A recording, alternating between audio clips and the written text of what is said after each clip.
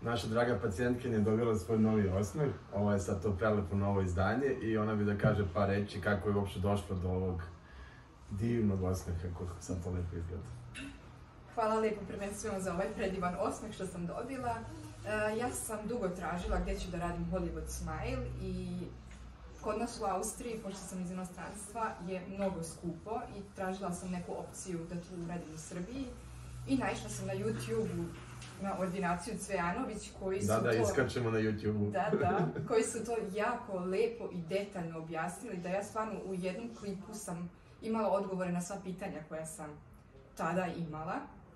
Otišla sam na njihovu Instagram stranicu i tamo sam imala mnogo što lepo da vidim. More zadovoljnih pacijenata i predivnih transformacija.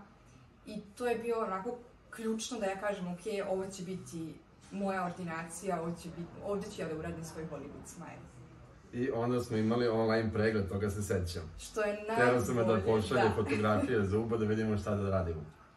Znamo svi doba korone, jako je teško doći do termina i ordinacija Cvijanović mi je omogućila da ja uradim online pregled, što je bilo neverovatno stvarno i samo sam morala da uslikam zube, da pošaljem ortopan panoramu, da, to je malo težko uraditi, ali uspeli smo sve to. Sljedeća moja tema je bila kako u stvari doći za Beograd i gdje da odsedem tu. Super je bilo to što sam dobila i apartman, mnogo sam zahvalna na tome. To je tu gore iza nas. Tako je, odmah tu pored ordinacije se nalaze apartmani za klijente koji nisu iz... Da ne mora mnogo da se šeta. Tako je.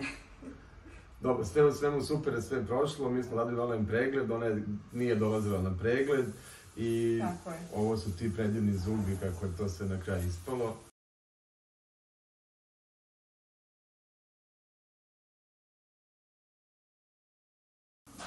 Evo ovo je još jedan divan osnov da vidite.